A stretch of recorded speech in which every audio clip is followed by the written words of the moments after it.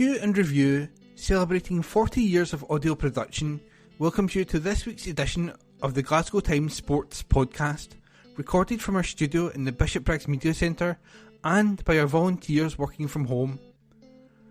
Keep up to date with Cue and Review news via our Facebook, Twitter or Instagram, at Cue and Review, that's @CUEANDREVIEW, or get in touch with us directly by emailing information@cueandreview.com, that's INFORMATION @CUEANDREVIEW.com, or by calling 0141 772 3976.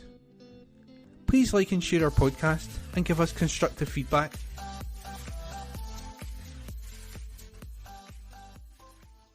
From the Evening Times, published on the 5th of December 2023, Cantwell shows he's best man for Rangers' number 10 job. Weekend performance highlights midfielder's influence in central position. An article by Joshua Barry, football writer.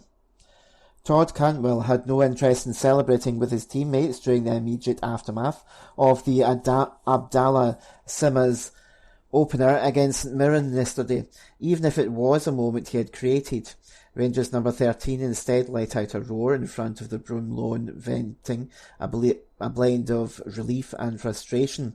Cantwell was under the spotlight, having been substituted inside the first half by Philippe Conlont against Aris that midweek, and beginning to grow irate at the kicks and bruises, stunting any momentum. Perhaps an outburst or two in the direction of the referee was also provoked by his team's tempo or lack thereof. Yesterday's 2-0 win against St Mirren did not see the best version of Rangers, and nor did it witness Cantwell in full swing, despite providing the 2 goals Sima would seal all 3 points from. But that alone tells its own story. The creative midfielder was still able to provide much altering moments and grow as spaces opened up. Cantwell is at his best when at the very heart of the action, and most importantly his team always looks better for it too. On Thursday night, he was being withdrawn before the half-time interval for disobeying his manager's instructions, but days later the only reason Cantwell left the pitch before the final whistle was to enjoy the acclaim from the fans. It was a clever act of symmetry from Clement. While a first-half substitution will always prove a big talking point, Clement's post-match comments were glossed over in the aftermath of Thursday's frustrations. The Belgian admitted that his instructions had not been carried out by Cantwell, while also reiterating that they had been up until now. Sunday is a new game, he added. I'm sure he will react positively. A successful Rangers manager must have the authority to make decisions the crowd do not like, and taking Cantwell off while keeping Sam Lammers in his favoured position was an example of just that. After all, what is the line between disobeying instructions and the natural inclinations of your game taking over? Cantwell is a player who is designed to move towards the ball, the one who should be benefiting from space, not creating it. Was frustration not to be expected leaving the pitch? The 25-year-old has been playing out of his optimal position for weeks while doing a job for the team that failed to maximise his abilities. If supporters have been unfulfilled by his fluctuating levels throughout the season, you can guarantee Cantwell will have been too. This has not been a season where everything has gone his way. The Norwich City Academy product has suffered from being misunderstood throughout his career. In an interview with the Rangers Review, his youth coach at Carrow Road, Jimmy Unwin, spoke of the Englishman as a maverick. He is flashy, he's one of those who wears rubbish clothes, in my opinion, and he is eccentric, but so what? He's a maverick and he wants to be different. I love that he's brave enough to do that. Because he's so eccentric, he never missed an opportunity to showcase his talents. That's what I loved about the boy. It was telling that Cantwell's reaction to that Aris substitution was dialed in on instead of the number of games prior where he'd followed protocol, as Clement also suggested. After a 1-to-1 between the pair in midweek, the position wide on the right was fulfilled by the increasingly impressive Ross McCausland against St Mirren as Cantwell moved infield. Our role on the right was limiting the 25-year-old's influence, and this side is not good enough to live without such an impact. Rangers lack not only the technical qualities brought in that position, but miss Cantwell's personality and ownership. Cantwell is a reactive dribbler who's better at solving problems in tight spaces, not isolated in open yards. In an interview with The Athletic, he summarised, "I always base my touches off what defenders think I'm going to do. Dribbling is essentially moving while protecting the ball, keeping the ball close. I never really knock it and run as such, because I feel like you lose a bit of the control." If able to move infield and face the play from the right, his creative qualities could still shine, and if glued to the touchline as in midweek, the dynamic didn't feel suited to Cantwell's best attributes. Perhaps most importantly for Cantwell's dribbling style, in playing on his strong side there's no other leg to protect the ball and ride challenges. It's easier for a defender to poke the ball away as opposed to a similar carry from the left.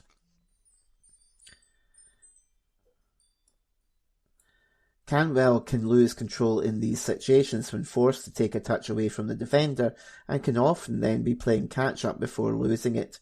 Football rhetoric can become caught up in rigid positions that are too binary for the modern game. Indeed, this very writer argued just months ago that Cantwell's role deep in the pitch against Servets busted the myth without his best position. Does Cantwell have a binary best position? Maybe. Does he have a best role in this Rangers team? Yes, and it's right at the heart of proceedings. Beale's system featured two free midfield roles, and in a slower-paced style, a spot deeper in the pitch enabled Cantwell to dictate play deep before joining the attack. In Clement's more positionally set system, with wingers often instructed to stay wide, the prime spot for Cantwell is at number 10. Just as we saw under Beale, the Englishman can prove his most effective when afforded licence to drop deep or stay high, especially with a lack of incisive passers deep in the pitch. It was movement across the pitch that worked against Cantwell in midweek. Yesterday's second assist demonstrated exactly why better angles and greater freedom for Cantwell benefit the team. It was a moment that summarised his game perfectly. As John Lundstrom played the ball out of defence, it was Cantwell who was in hand to receive the pass.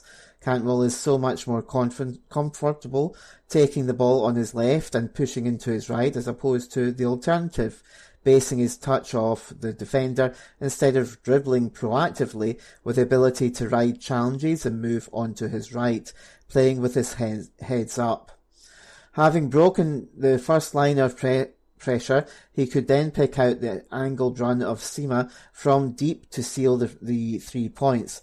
Now aided by the emergence of Ross McCausland, who thoroughly deserves to make the right-sided spot his own, this should be the start of Cantwell's playing regularly in his favoured role. Rangers are not good enough to leave who is likely their best player out of his position. Far from bowing to player power, Clement has managed the back end of the situation well. This is the reality of taking over mid-season with a squad of players not built to play with wingers. There must be compromise somewhere. If Rangers are to hand anyone the freedom and responsibility associated with the number 10 shirt, however, it's Cantwell. That, as we said, was an article by Joshua Barry, football writer. This is Alistair standing in for Bill. From the Evening Times, published on the 5th of December 2023, Clark, reset put us on the right road to Germany. National manager used World Cup playoff pain to freshen things up. An article by Johnny McFarlane, football writer. Steve Clark tasted the pain of a World Cup playoff defeat against Ukraine and decided it was time for a Scotland reset. He had watched the nation's hopes being dashed not with a mighty effort but a meek 3-1 collapse at Hampden. To be fair, it was a rare off night for his charges, whose work since taking over has made the Ayrshire the most successful national team manager in decades. The result meant he was not going to add a World Cup qualification to his record, and things would have to change to get to the next European Championships in Germany. And change they did. Scotland swept through a tough-looking group that included Spain, Norway and Georgia with a ruthless efficiency that felt out of kilter with what 30 years of football had previously taught us about the national side. Looking back, Clark can see that the road to Germany began with the World Cup sorrow. That was a night when we didn't play to our potential, he reflected. That was the bottom line on that night. Now, whether we allowed the circumstances to override our concentration on the game, I don't know, but we certainly didn't play as well as we could have played. We deservedly lost that night. After a home win, we then went to Dublin, and it was clear we hadn't really recovered because we didn't turn up. We were really poor. We got them all together at the end of August and just said we had to reset and go again. I sat with my extended staff and we had a big chat about how we could help the players. We decided to change the environment a little bit. We changed the shape of the team for the next game just to do something different and freshen it up.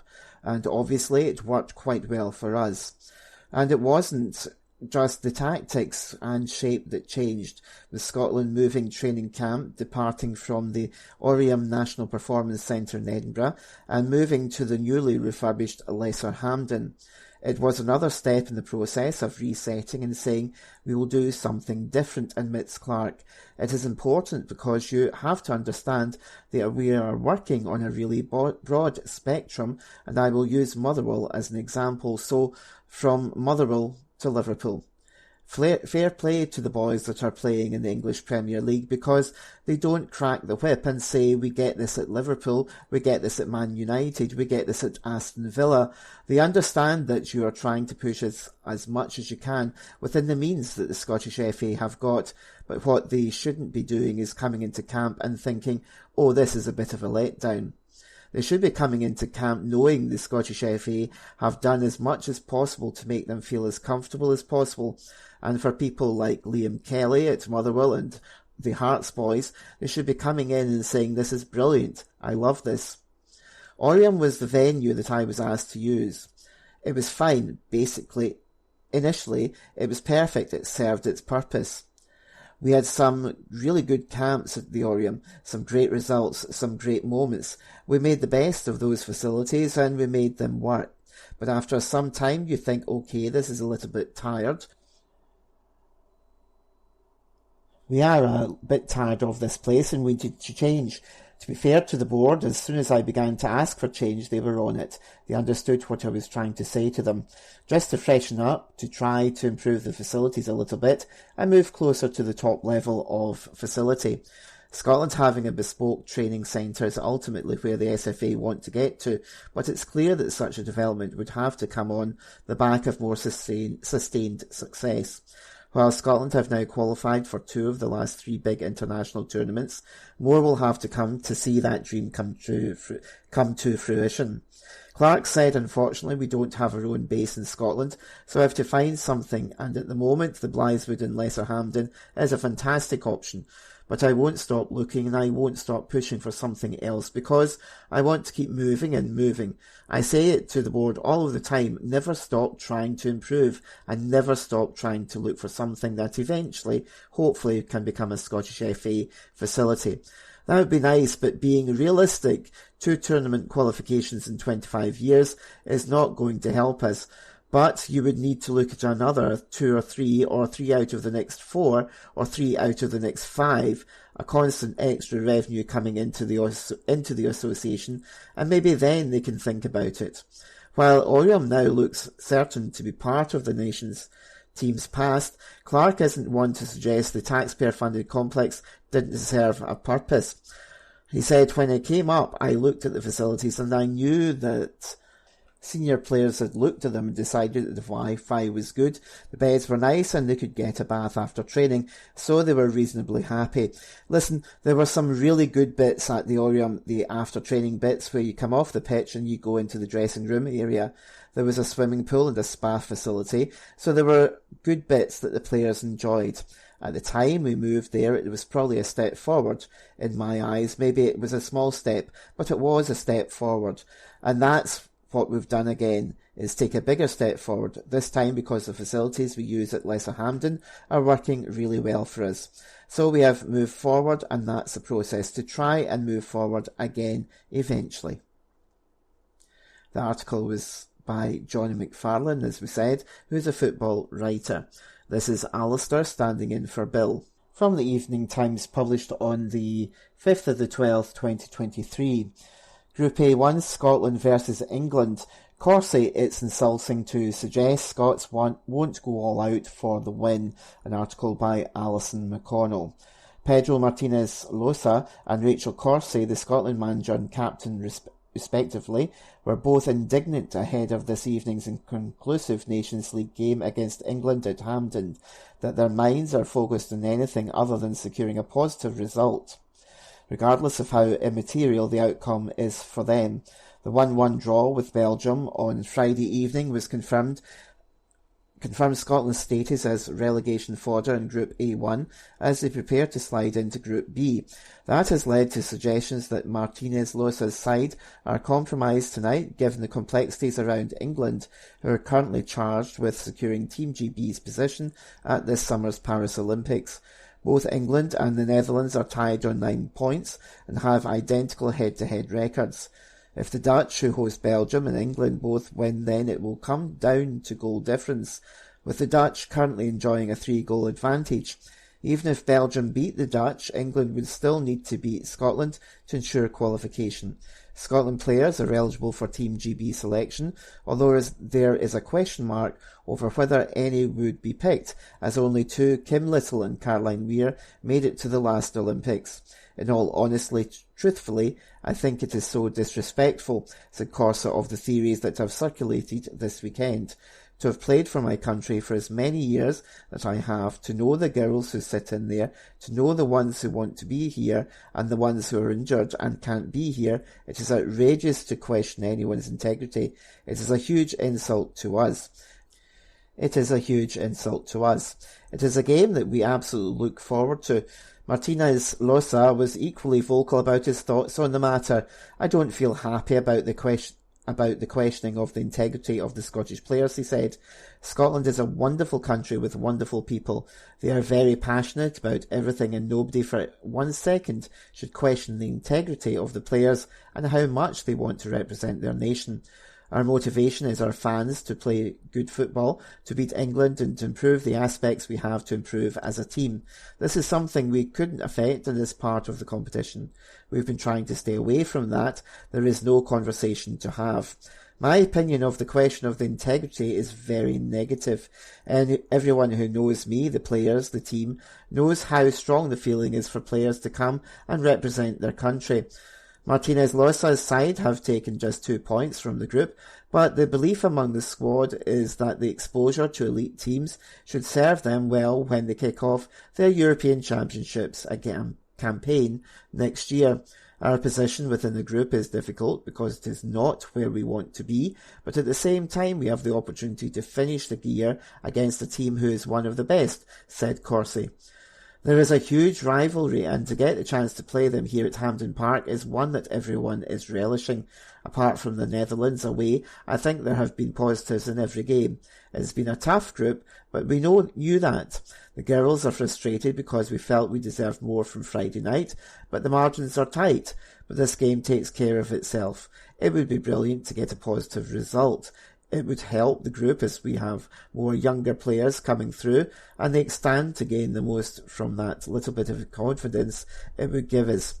It would be great to finish the year without a win, even if it doesn't change the group standings.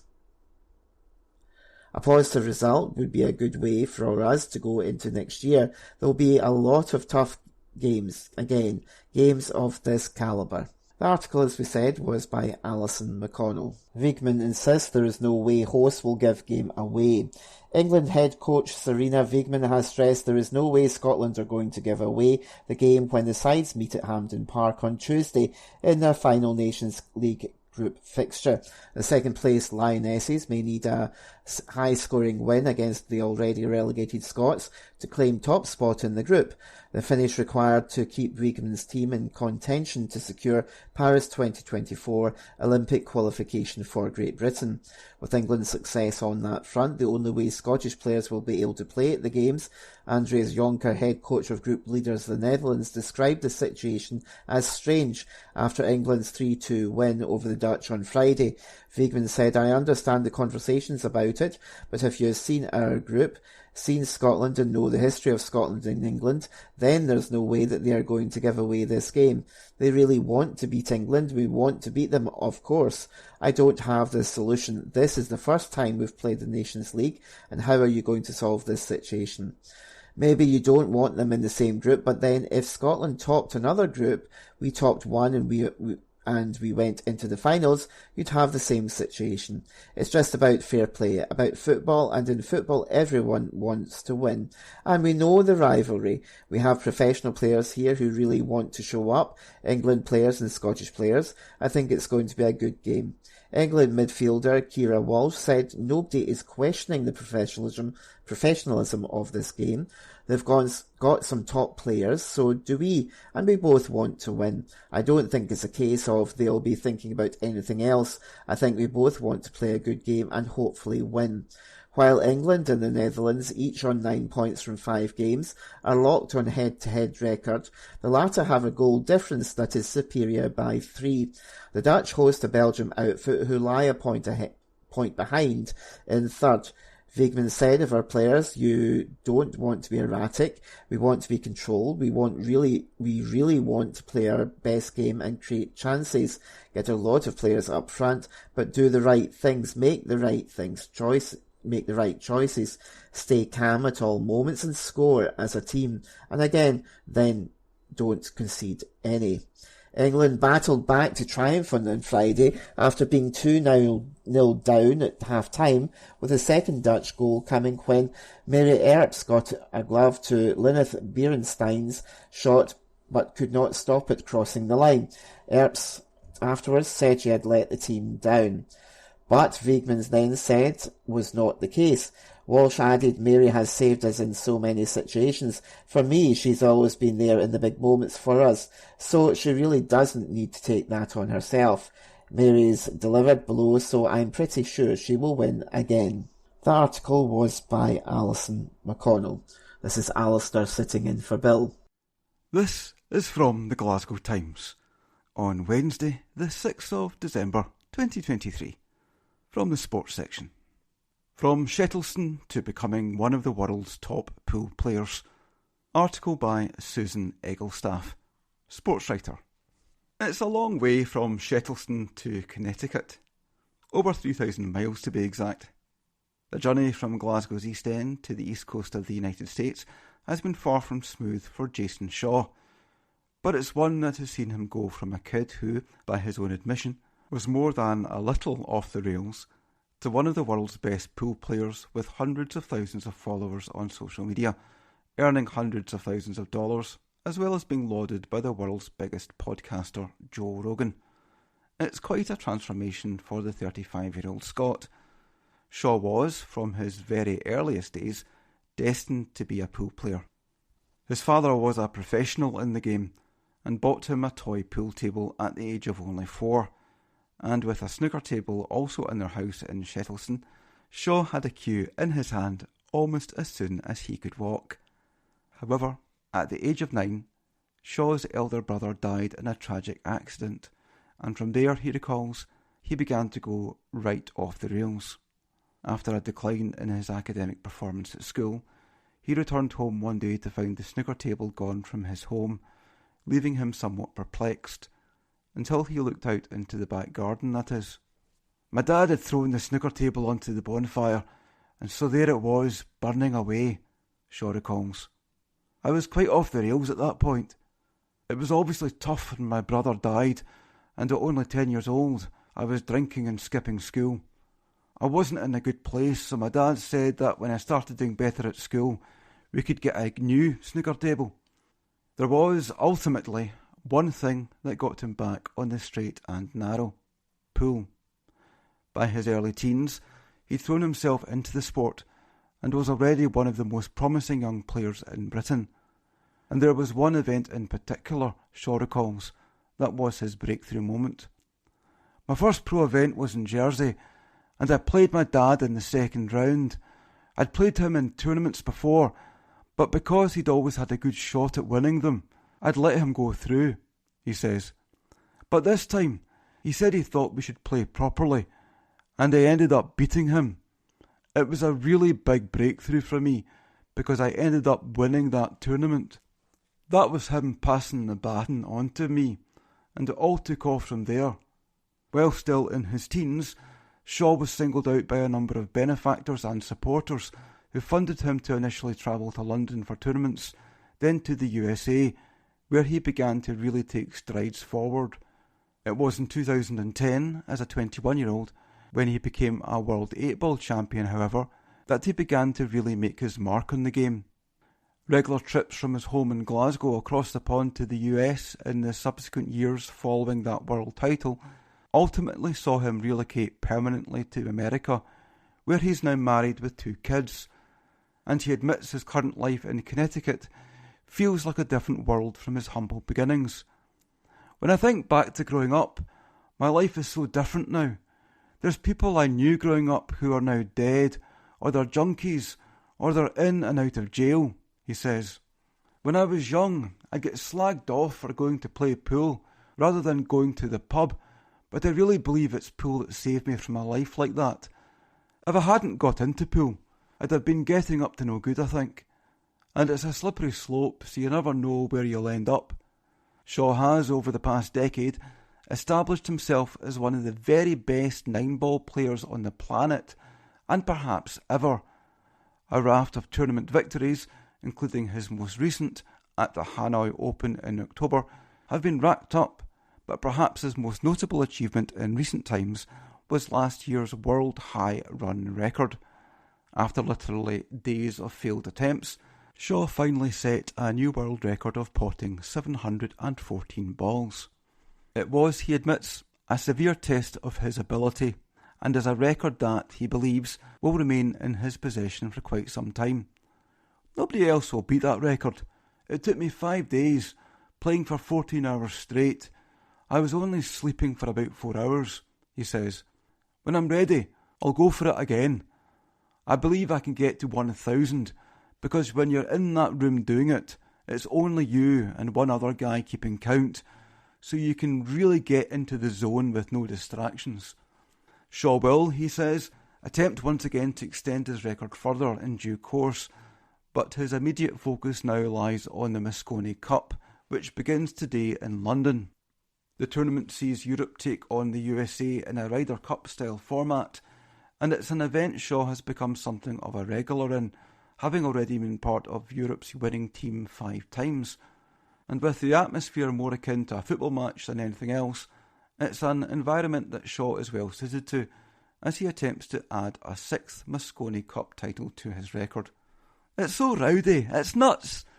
There's 3,000 people in the crowd who've all been in the pub for quite a few hours before play starts, so it's a crazy environment, he says. But I love that. I grew up playing in pubs in Glasgow where there'd be a load of old guys behind you, steaming, shouting abuse, so it was a good preparation. I'm feeling good and I'm playing well at the moment. I've won a few tournaments this season, and towards the end of the year I always tend to come alive, so I'm really looking forward to the Mosconi Cup because I'm always up for it. That article was by Susan Egglestaff. This is from the Glasgow Times on Wednesday, the 6th of December 2023, from the sports section. Matt O'Reilly on keeping playfulness in Celtic Armoury. Article by Ewan Payton, sports writer. Matt O'Reilly may not be young, wild and free anymore. However, it's part of his mentality when playing the game that keeps him sane. Playing at a big club like Celtic presents its own pressures, but players know what they're signing up for when the Scottish champions come calling. Aside from playing in Glasgow, as an adult, naturally, the pressures of life get tougher. That's why the new full Denmark international likes to remain young in his mind, often reminding himself of what it used to be like growing up as a teenager, playing football in parks. It may sound a bit daft, but if his form this season keeps up, with 7 goals and 7 assists to date ahead of tonight's match against Hibernian, then whatever works for O'Reilly should be embraced. Asked about his stunning finish against St Johnstone, the attacking midfielder explained, "I remember a volley with my right foot against Reading for Fulham under 14s or 15s. That's the other one I remember. Other than that, it's hard. It's such a long time ago, it's hard to really think about it.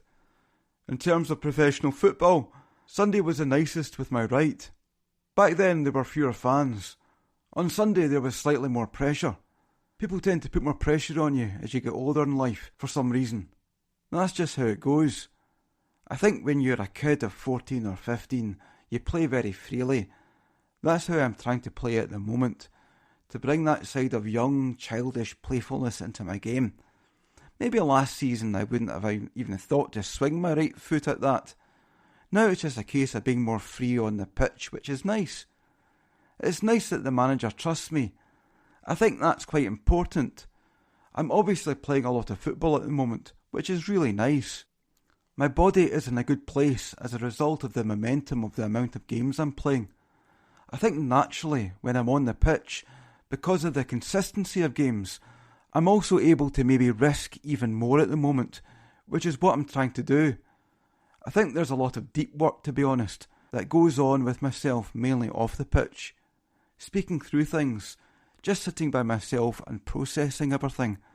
That takes a lot of time and practice to be able to actually get to the stage where I'm a little bit more carefree on the pitch about what's happening. Of course, I go into every game wanting to win, but I feel like when I'm on the pitch, all I'm thinking about is just winning in the game. That's just another thought or distraction in my head. So I try to go in as open-minded as possible. As a result, usually, you've got a better chance of winning. I was probably overthinking things more up to until I was 17, 18, 19 years old. I think it was all done with good intentions. It was about standards and hard work, trying to get better from a young age. I was always dreaming from a young age. It's not that the dreams have stopped, but it's about taking things as they come, rather than overthinking things that are out of my control. O'Reilly has candidly opened up about speaking to his life coach and friend Dish from India previously. It's also methods such as meditation that have helped him cope with the mental side of the game. He's been at Celtic for nearly 2 years now. Hard to believe how quickly that time has flown by, and he insists he will make a continuous effort to help any of the club's newer players if they're struggling to cope. Thoughts that are negative, positive, doubts, whatever, are all inevitable for all of us, he said. I feel like I'm improving in the sense that I'm now recognising that they are just thoughts. I'm not associating myself with them and not believing them or attaching myself to them when I'm on the pitch, in the sense that if I've just made a bad pass, at the moment I feel like I'm quite able to let it go quite quickly. I feel that's come as a result of a lot of practice with meditation, speaking with my friend, life coach in India. A lot of stuff like this I've been doing pretty relentlessly for the last couple of years now, so it's not like it's been an easy process. There have been times when I've found it really tough. At the same time now, if we do lose a game, or if I do not have the best game, I feel like I'm able to process it a little bit better, a little bit more logically than I was before, probably a bit less emotionally as well. I just kind of see it from that perspective. I think that's what's helping me with the consistency side of things at the moment, because I'm kind of letting go of the last game and going into each game more open. The more experience you have, both good and bad, you naturally learn how to process things just going forward. I'm lucky in that I've played a lot of games for Celtic at quite a young age, so naturally I've had those high pressure situations. Hopefully I'll be able to adapt and learn. If you really reflect on what's happened, then you can process it better, as well as rather than just going through it without actually thinking what's happening along the way. It's what I'm trying to do. That article was by Ewan Payton. From the Glasgow Times, Saturday the 9th of December, from the sports section. Clermont refuses to be drawn in on Cifuentes Rangers red card. Article by sports writer Ewan Payton. Philip Clermont refused to criticise referee Kevin Clancy following Jose Cifuentes' red card against Dundee today. The Ecuadorian midfielder was sent off following a VAR check after he could Dundee's striker, Armando Bakayoko. The former LAFC player was initially booked over the incident. However, after the intervention of VAR, Kevin Clancy opted to upgrade his decision to a red. Cifuentes did appear to catch the Dundee attacker high on the shin. While Clermont showed no anger over that decision, the Belgian did admit he was frustrated with Clancy over Todd Cantwell's disallowed goal during the first half. It was pulled back for a foul in the build-up, which meant the score stayed 3-1. I never speak about a referee's performance because they make mistakes, Clermont told BBC Sport Sound. We are in the training pitch every day to be our own referees, so are my assistants, so you cannot see everything. With the disallowed goal, I did not understand why the whistle was blown that fast. There was a clear view, so there was no foul, so it's better to let the play go on, and if there is a foul, VAR can always come back to that. It was not necessary to kill the game in that way. For us, it's a big difference. For every team it's a big difference, scoring a goal or not. You put in a lot of hard work for that. There was a moment that for 3 seconds I was really angry about. I am also a human being, and because of that I got a yellow card. I apologised to the referee after the game because I want to stay calm. That was a moment that I didn't understand. More broadly on the game, the 49-year-old added, I am very pleased because whoever saw the match saw a winning team on the pitch, whoever is playing. Everybody is working hard for the time to do the right things together, and with or without the ball in the way that we want to play football. It's a deserved victory. Even with 10 men, we created the best chances in the second half. You see, the team is growing to become a team to have the right mentality, to do the right things together, and that's an important thing. No, it's not the best I've seen my team play. In the first half as a whole, we had some really good moments with the goals and other chances, but we also had some sloppy moments. Out of that comes this red card. Something we don't have to lose. We have to block it. Then we get the red card. Second half, for sure, there was a lot of good teamwork, but the boys have played in other games when the teamwork was also very good and have played good football. Rangers now face a huge 8 days in their season. They play Real Betis in Seville on Thursday evening, knowing they need a win to secure Europa League football after Christmas. It's then all focused on next Sunday as Rangers make the short trip to Hampden to take on Aberdeen in the Viaplay Cup final. Clermont is happy that more players in his squad are showing they can step up to the mark. He said, I think more and more players are competing. Players coming in, like Dujon, has the last 2 games, to positions that are not his best positions, so you can see the right mentality there. We're going to need everybody on Thursday, on Sunday and the weeks after. Everyone is speaking about these 2 games, but after that there's still a lot of games in the season. We're going to go really hard to get success in these 2 games, because already it can be something really special in the season. After that, there are also really important weeks and months to come.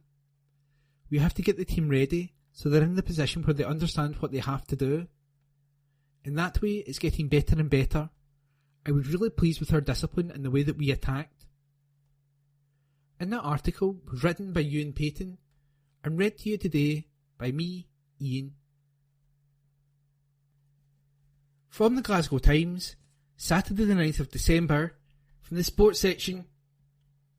Goldson Rangers omission versus Dundee explained by Clermont. Article by sports writer Ewan Payton. Philip Clermont has moved to detail why Connor Goldson was not part of his Rangers starting lineup for this afternoon's match against Dundee. The Englishman was an obvious omission from the team when it was announced a short while before 2 p.m. John Souttar and Liam Balogun were entrusted by the manager from the start, with Goldson on the bench.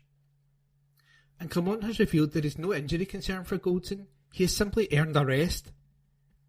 The Belgian told Rangers TV, "Maybe the most unexpected change is that Connor is not starting, but, like I've said, 12 games in 37 days, it's impossible to play every game 90 minutes and play at your top game.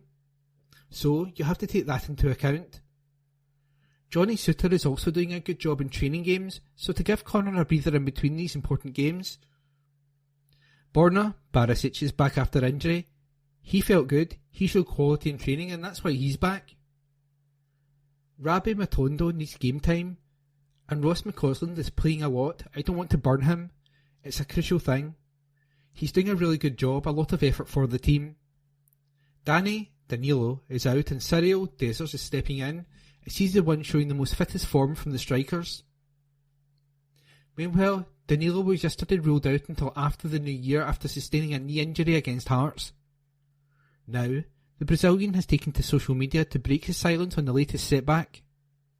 He wrote, "Out of necessity, not able to do what I love for the most for a period of time. I will support the team from a distance for the upcoming games. For now, I need to focus to heal my knee and getting back as soon as possible. Thank you all for the concern. I will come back stronger." And that article was by Ewan Payton. From the Glasgow Times, Saturday the 9th of December, from the sports section. McInnes on belief Kilmarnock can hurt Celtic and Rangers. By sports writer Ewan Payton. Every team in Scotland can go into matches against Celtic and Rangers feeling they can get something out of it, insists Derek McInnes. The 52-year-old has guided his Kilmarnock side to victories over both the Glasgow pair back in August earlier this season. Both games finished 1-0 at Rugby Park, with Marley Watkins scoring the winner in a Viaplay Cup tie against Celtic, and Brad Lyons putting Rangers to the sword on the opening day of the league season. Brendan Rodgers' side visits Ayrshire tomorrow and will be seeking revenge on Kelly. But McInnes is confident his team can pull off another huge result on their own patch. He said, "I think most teams now playing against the Old Firm feel there's a chance against them. The league is so tight. Celtic and Rangers obviously have a huge advantage over everyone else in the league, and that's probably never going to change. But I think teams now have got to go into games with them with a good mindset. Celtic and Rangers have both dropped points to different teams this season, and any sort of positive result against them is something most teams feel they can achieve. Celtic have got a lot of very good players in key positions. It's important they don't enjoy the game too much. Last Sunday was a reference for us, because St Johnstone were very good in the first half and Celtic struggled to get any sort of rhythm. It looked like a potential big upset, but Celtic turned up in the second half and showed how good they can be. You have to make it difficult for them, because they normally win when they enjoy the game. It helps with the messaging to the players. Physically, we always finish games strong. We got the last minute winner the other night, and it wasn't down to luck, we were finishing the game strong. Tactically, we'll set up to get a result, but the mental side is huge for a player. You can give them confidence on past results. It's what's between your ears that's important, and they need to genuinely believe they can get the result. Celtic can make you suffer at times. They can test your organisation and ability, but having that confidence is vitally important. The fact that the majority of our players on Sunday have beaten them already a couple of months ago is worth so much to me. It shows what can be done. And that article was by Ewan Payton. From the Glasgow Times, Saturday the 9th of December, from the sports section. Rangers 3, Dundee 1. Instant reaction to the burning issues. Article by Matthew Lindsay. Rangers warmed up for a huge week with a convincing 3-1 win over Dundee at Ibrox this afternoon, which extended Philip Clermont's unbeaten start as manager to 12 games and moved them to within 5 points of Cinch Premiership leaders Celtic. Tony Docherty's side started the league encounter strongly, took the lead in the 5th minute when Amadou Bakayokos netted at a Lyle Cameron corner and silenced the home crowd. But Clermont's team were 3-1 up at half-time, thanks to a Cyril Dessers equaliser, a James Tavernier penalty, which was given after a VAR chart showed that Aaron Donnelly had pulled in Abdul Sima inside his own area, and a Sima header. Jose Cifuentes was ordered off and added on time at the end of the opening 45 minutes after referee Kevin Clancy had viewed a replay of his late challenge on Bakayoko and upgraded his yellow card to a red. Being reduced to 10 men, though, did not prevent Rangers from recording a comfortable triumph. Dujon Sterling came on for Todd Cantwell and Ross McCausland for Rabbi Matondo, and they saw out the victory.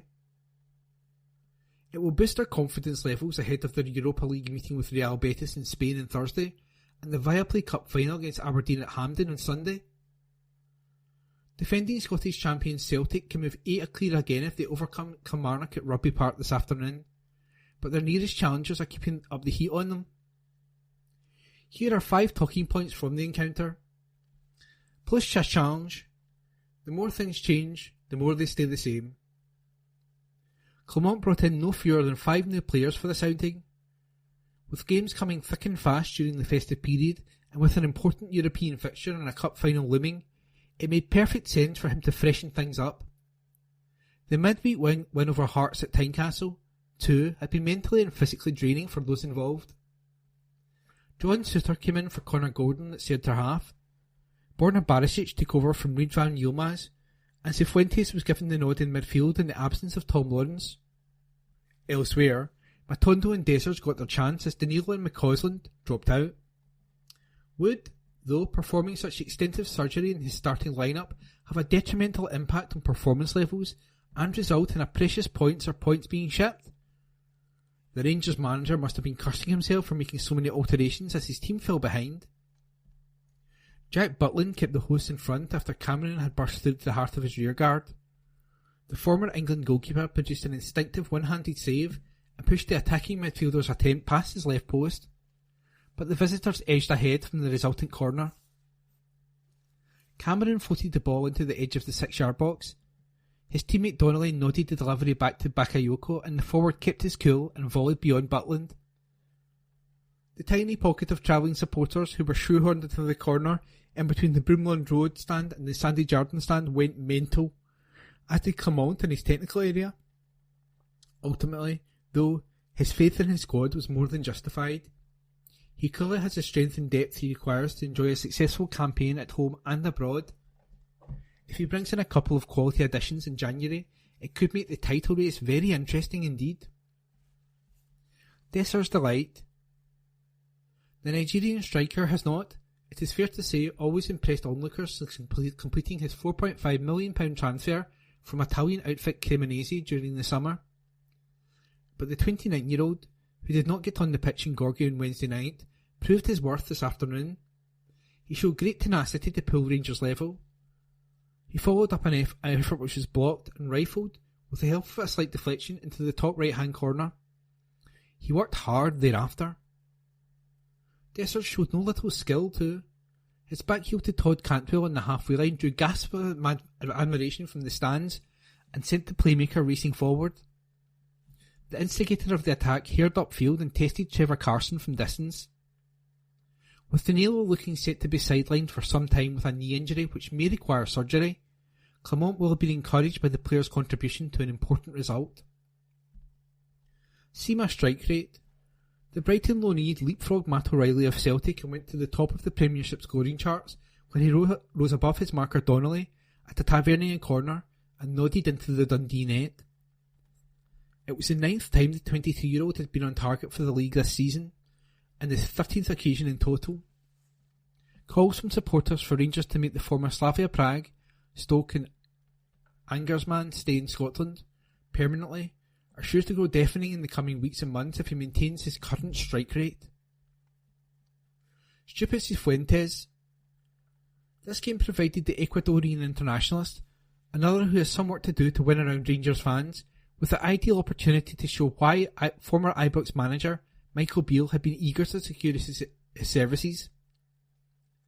The £1.5 million acquisition did not take it. His ordering off for a needless foul did not cost his side, who were leading 3-1 at that point, the win.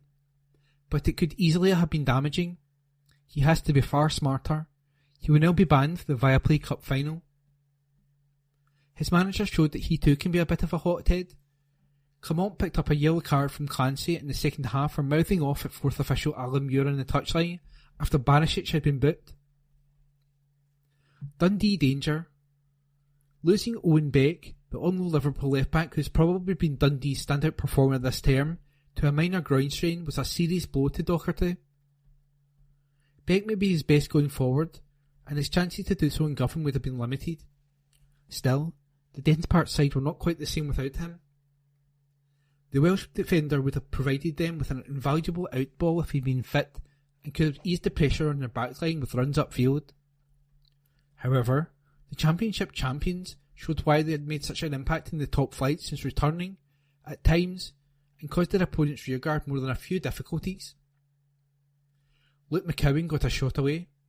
Bakayoko went close with a glancing header after being supplied by Cameron, and Joe Shaughnessy had a goal disallowed for a foul in the build-up in the first half, and Cameron forced a save from Butland in the second.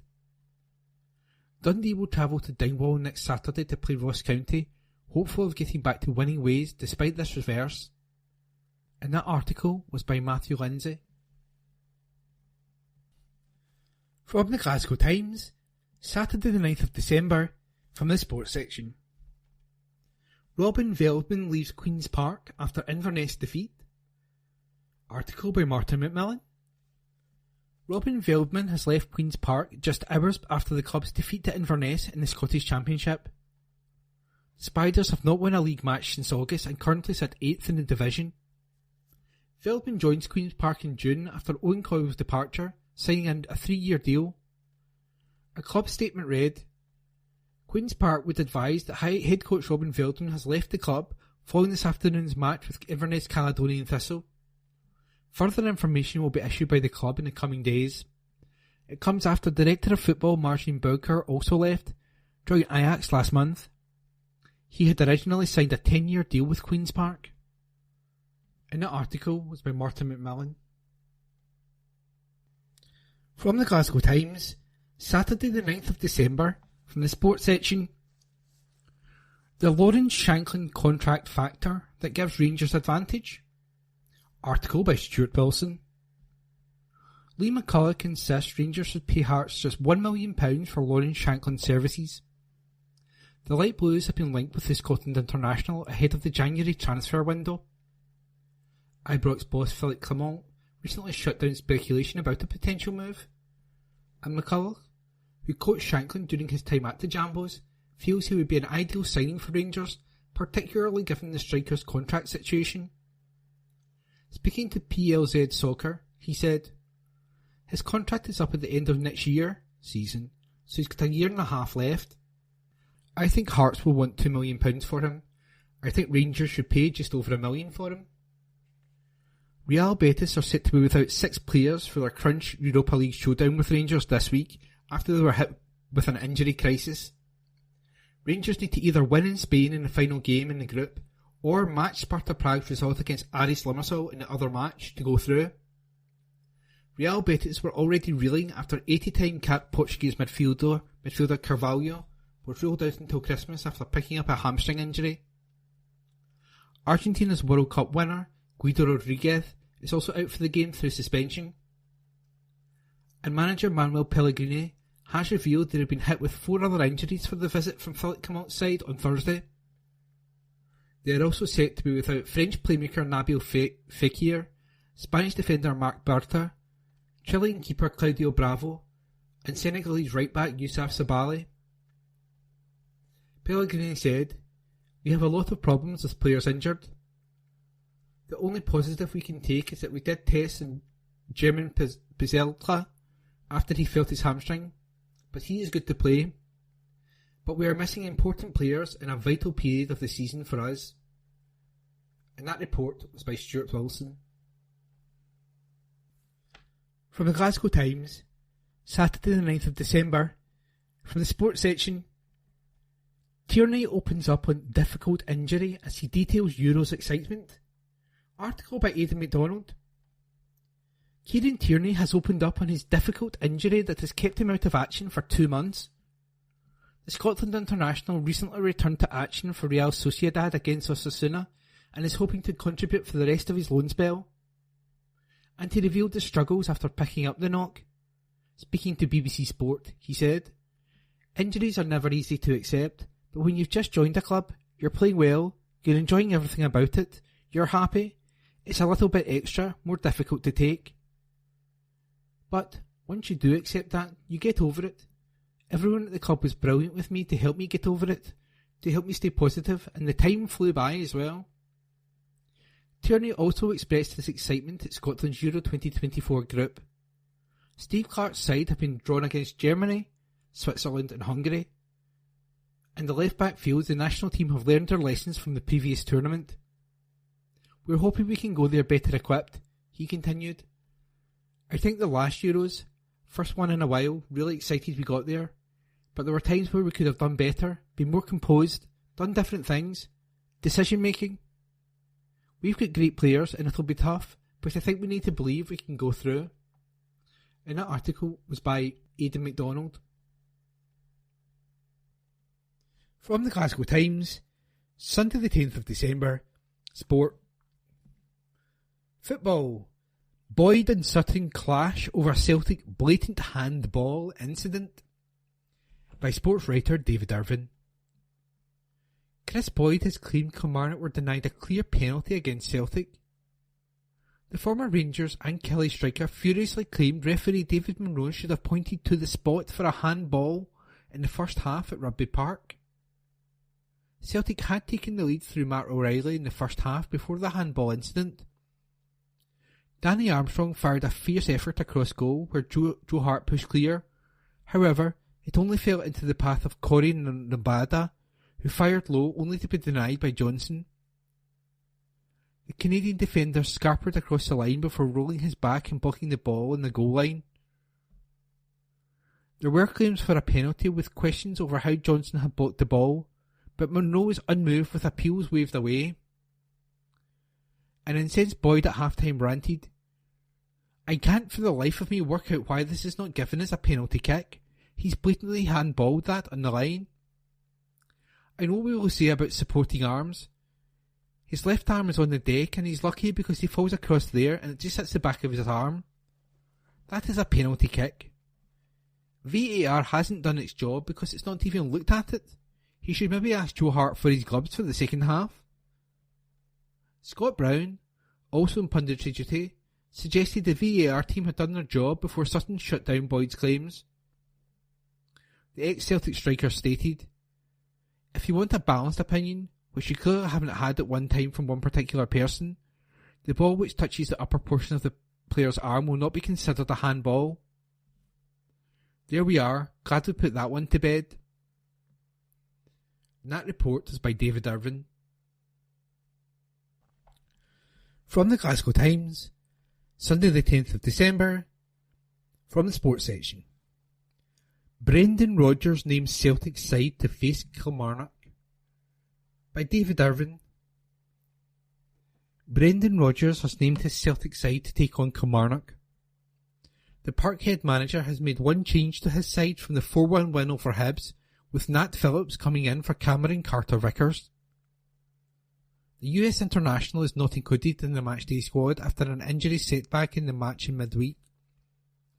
Joe Hart starts in goal with a back four of Alistair Johnson, Phillips, Liam Scales and Greg Taylor, who makes his 150th appearance for Celtic.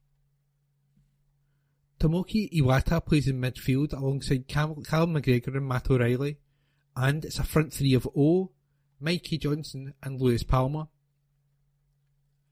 Celtic 11: Hart, Johnson, Phillips, Scales, Taylor, Iwata, McGregor, O'Reilly, Johnson, Palmer, O. Subs: Bain, Kyogo, Yang, Turnbull, Naroki, Bernabai, Bernardo, Forrest, Wilson. Kilmarnock 11: Dennis, Mayo, Finlay, Dees, Ndaba, Armstrong, Polworth, Donnelly, Lyons, Kennedy, Vassell. Subs: O'Hara, Saunders, Davies, Mackenzie, Murray, Warnock, Mackay-Stephen, Dallas, Watkins. And that article was written by David Irvin. From the Glasgow Times, Sunday the 10th of December, from the sports section. Carter Vickers' Celtic injury update has return timeline set by sports writer David Irvin. Brendan Rodgers has revealed Cameron Carter-Vickers could return to the Celtic starting lineup in midweek. The centre-back was forced off injured in the victory over Hibs on Wednesday night, and the blow sparked fears of a possible lengthy layoff for the crucial defender. However, a scan on a hamstring knock has come back pretty clear, with a quickfire return now likely. Rodgers confirmed Carter-Vickers missed out on the matchday squad to face Kilmarnock after stiffness around the knock. Nat Phillips starts in his place at the Rugby Park this afternoon. But Carter-Vickers could come back into the squad for the match against Feyenoord on Wednesday. Asked for an update on Carter-Vickers and the results of a scan on the injury, Rodgers told Sky Sports, "To be fair, it was pretty clear. But he has just felt a bit of stiffness around it, so we don't want to force it. He has obviously played a lot of games since he has come back from injury. Nat can come in and do a great job for us, and then, hopefully, Cam will be available in the midweek." And that article was by David Irvin. From the Glasgow Times, Sunday the 10th of December, from the sports section. Celtic 2 negative in loss at Kilmarnock, says Rodgers. Article by Gavin McCafferty. Celtic manager Brendan Rodgers admitted his side were 2 negative in their passing in the second half at Rugby Park after Kilmarnock came from behind to win 2-1. Matt O'Reilly netted from close range to earn Celtic a deserved half-time lead, but Kelly had missed 2 excellent chances and they created plenty more opportunities after the interval. They were eventually rewarded when Nat Phillips converted Brad Lyon's cross into his own net in the 75th minute, and the home side took further confidence before Matty Kennedy finished off a counter-attack with 3 minutes left. Rodgers said, "I thought in the first half we were very good. We played at a good speed and created opportunities. We could maybe have been more than 1-0 up by half-time. But in the second half we never got started. You expect a wee bit of pressure for 10 or 15 minutes, which we weathered at set pieces and corners, but we never passed the ball. We were under a bit more pressure, sure, but you have to be resistant to that pressure. We weren't able to make passes to take us up the pitch, and that was the biggest disappointment of the second half. We couldn't sustain any attacking threat in the game. When you play Kilmarnock, it's quite a direct game, so you have to be able to win the first, second and third balls, but we didn't do that." Rodgers was angrier than he'd ever been as a manager when his side trailed against St Johnstone at half-time 7 days earlier, before coming back to win.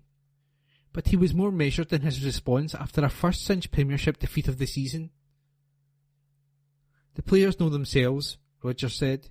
"We spoke after the game about how this isn't how we want to do. In the second half we played their game instead of playing our game. I thought we got rid of the ball in the second half instead of passing it, and there is a big difference. We ended up being too negative in our passing.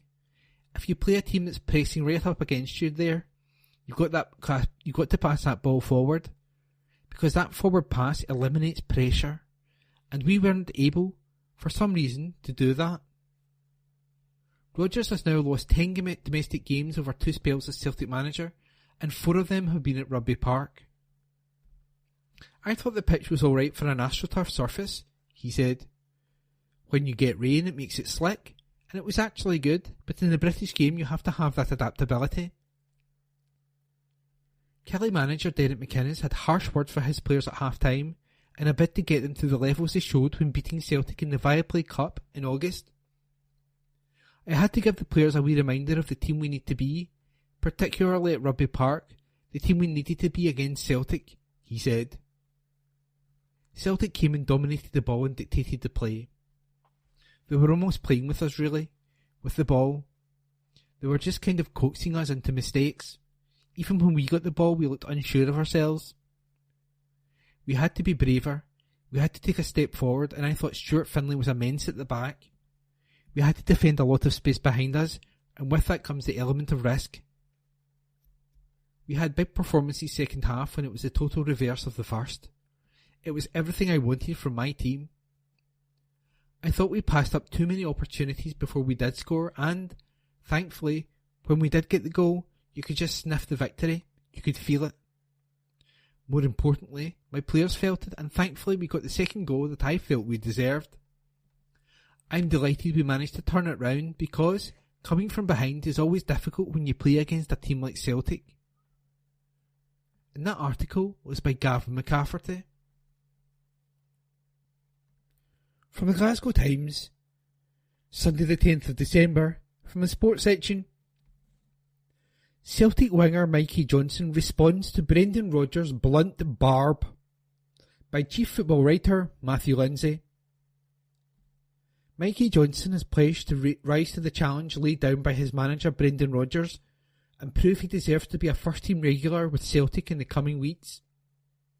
Johnson started his first game for the Parkhead club since February last year in midweek, when the Scottish champions took on Hibernian at home in the Cinch Premiership on Wednesday night.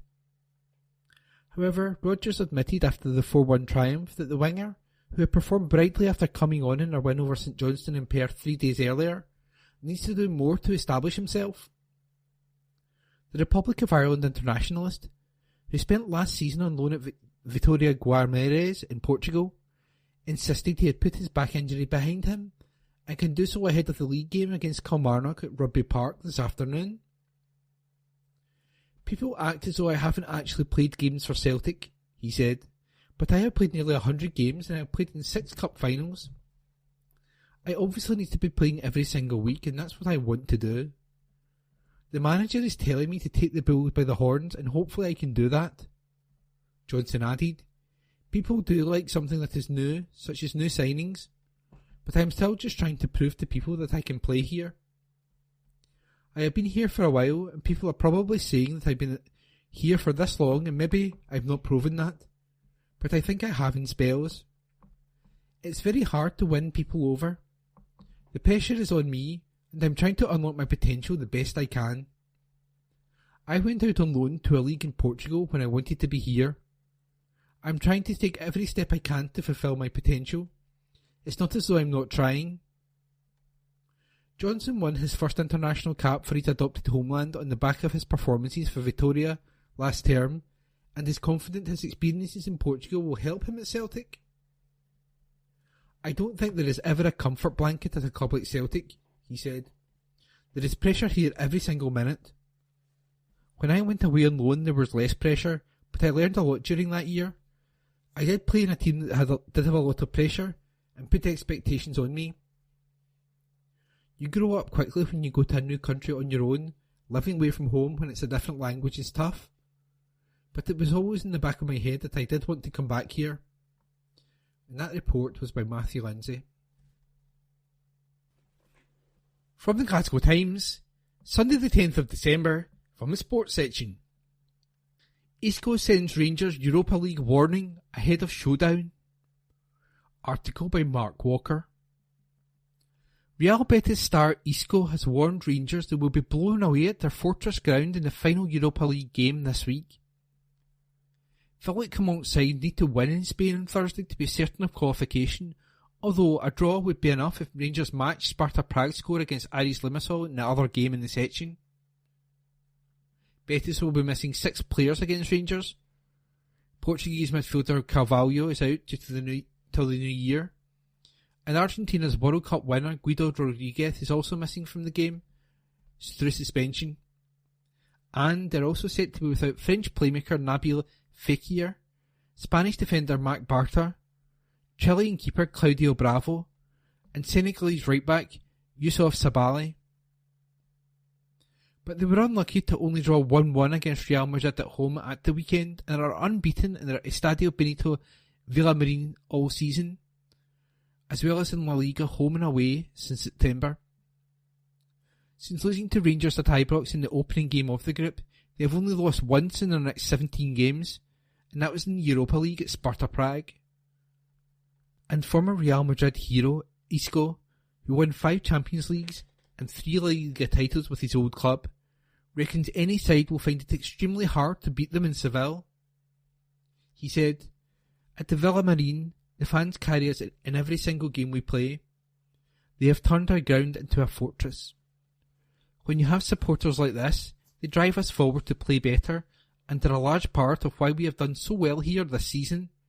We never think we will lose here. We could have won against Real Madrid, but when you look at the quality of the opposition, it's not a bad result.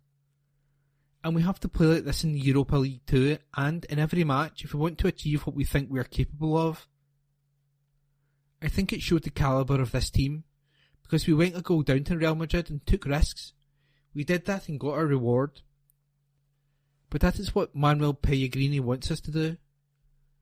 I'm very lucky he still has trust and faith in me." And that article was by Mark Walker. From the Glasgow Times, Sunday the 10th of December, from the sports section. Kilmarnock 2, Celtic 1. Hosts claim late comeback win. Report by Gavin McCafferty. Matty Kennedy scored a late winner as Kilmarnock inflicted a second defeat on Celtic this season. The Hoops started in dominant fashion in Ayrshire as they looked to avenge their Viaplay Cup loss, and Matt O'Reilly gave them a 33rd minute lead with his 9th goal of the season from close range. However, Kelly came very close either side of the goal, and they were eventually rewarded for their improvement when Nat Phillips turned Brad Lyon's cross into his own net on the 75th minute. Danny Armstrong then slipped Kennedy through as Kelly counter-attacked down the right-hand side, and the winger's effort went in off of Joe Hart. Brendan Rodgers had suffered his first domestic cup defeat as Celtic manager at Rugby Park in August, and the latest loss on the artificial surface was the first since Premiership defeat of his second spell in charge. It leaves Celtic 5 points ahead of Rangers, but with one more game played. Phillips started after Cameron Carter-Vickers failed to shake off a hamstring concern, but Rodgers otherwise retained the team that began Wednesday's 4-1 win over Hibernian. That meant starts for Tomika Iwata, Mikey Johnson and Oh Hyung-Yu. Rangers had told Johnson he had to do more following the midweek game. Johnson had a hand in the first goal and could have had an assist but for Oh's poor finishing. However, the winger's delivery was erratic during his 70 minutes on the park.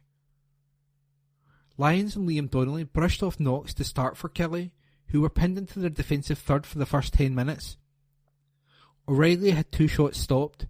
Callum McGregor's low cross just evaded Johnson, and O had a header saved. Celtic continued to create chances.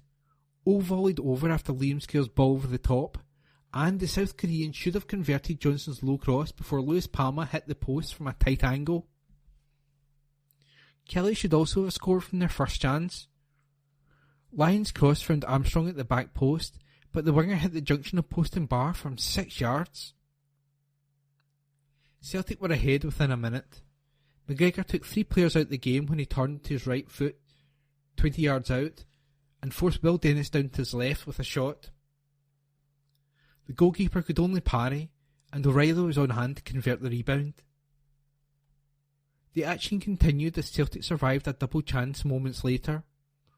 Hart got down well to deny Armstrong, and Alistair Johnson threw himself at Corey Nobada's follow-up to block what looked a certain goal. The opening stages of the second half were just as one-sided as the first, but this time in the home team's favour. Hart denied Nobada, and Robbie Dees headed just wide amid sustained aerial pressure before the Celtic goalkeeper got down to clutch Armstrong's curling effort. O'Reilly and Palma threatened after Celtic counter-attacks as the incessant rain got heavier, and Kilmarnock appeared to have lost their cutting edge, but they took a major lift from the equaliser.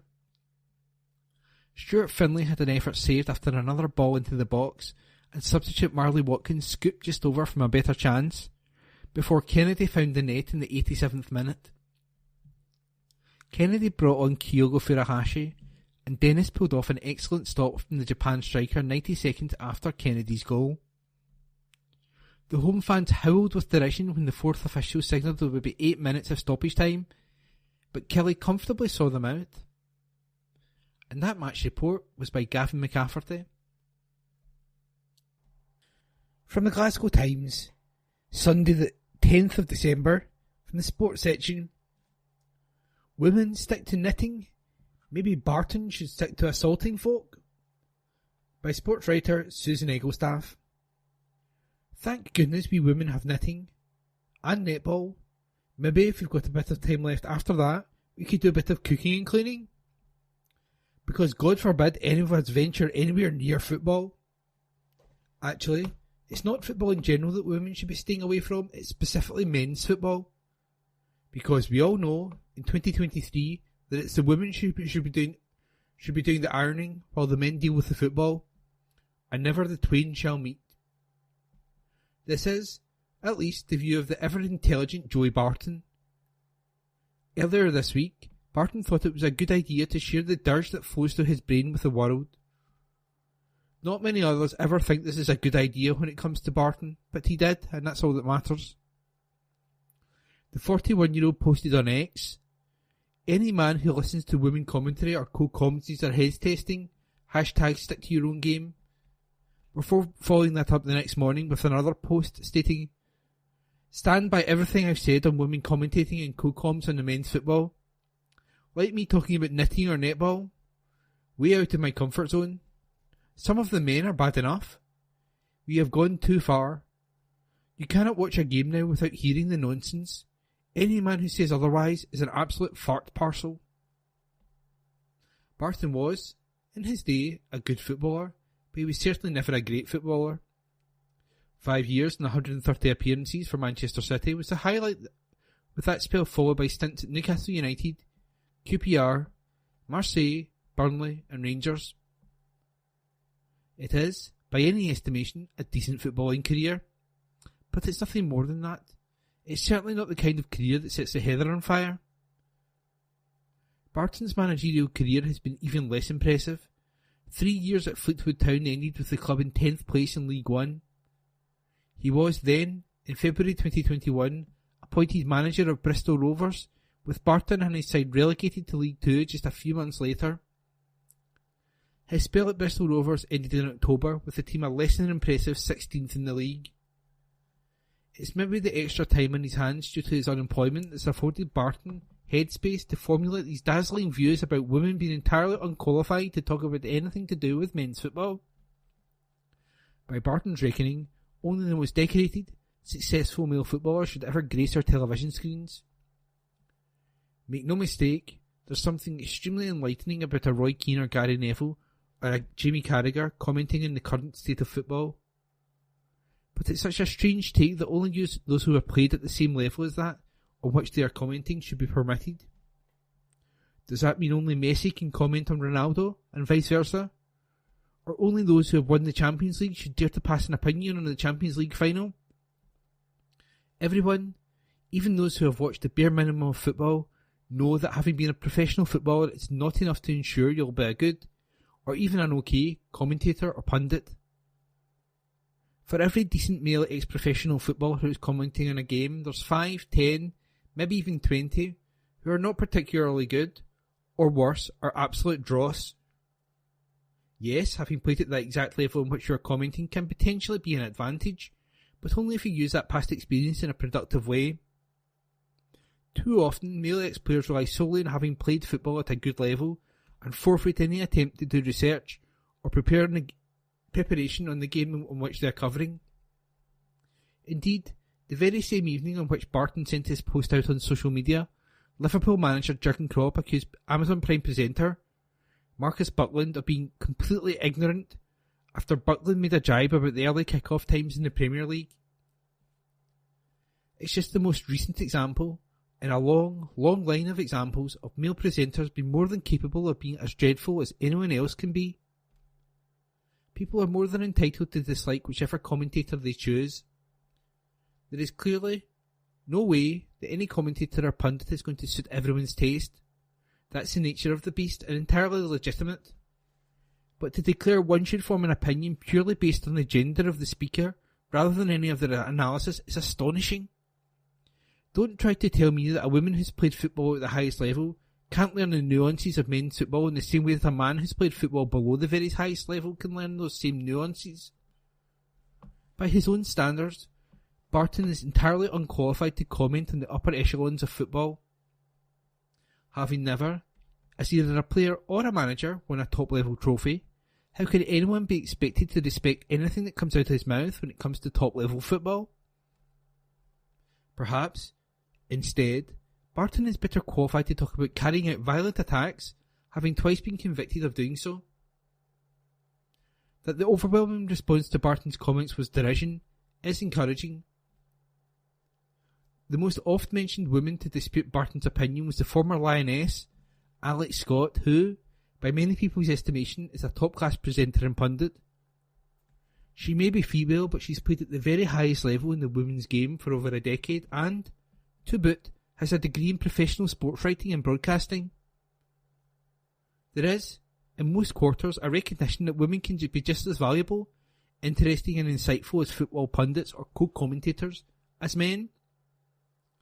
But the fact we're still having to argue this with some, including a clown like Barton, is a profoundly depressing state of affairs. And that piece was written by Susan Eaglestaff.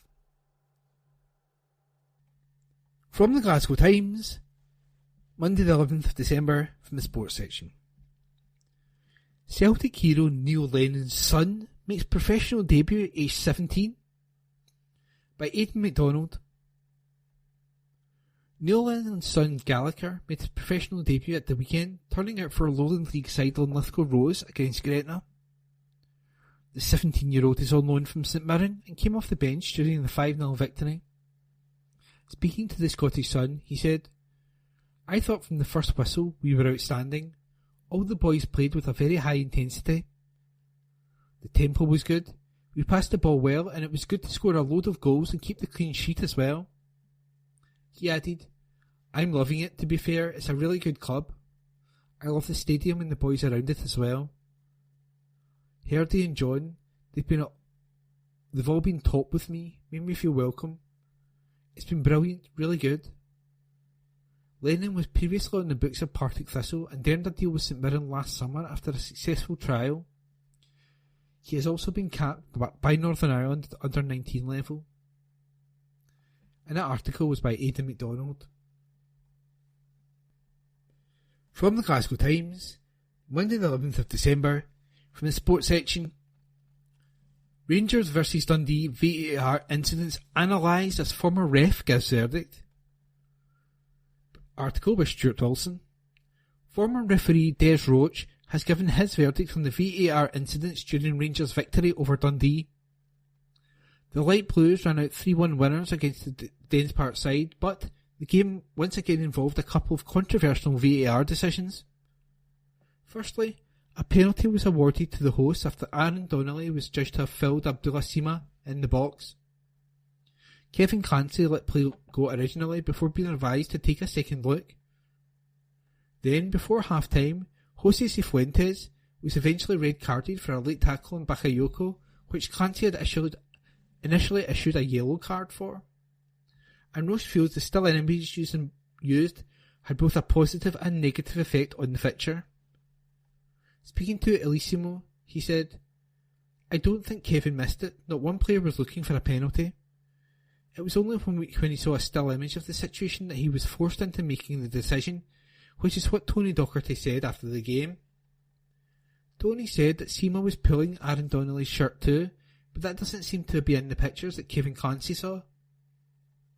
Again, stills can paint a horrible picture, and that's what happened with the Jose Cifuentes challenge and Amadou Bakayoko. I don't think for a minute he was trying to stamp on him, and I was quite happy with the yellow card. But when it slowed down and then stopped, it looked so bad, and Kevin has to change the card to a red. We see it in Europe too, with the Dyson Maeda red card in Madrid. In normal time, it looks like a yellow card, but when it slowed down, it looks so much worse." And that article was by Stuart Wilson. That concludes this week's edition of the Glasgow Times Sports Podcast.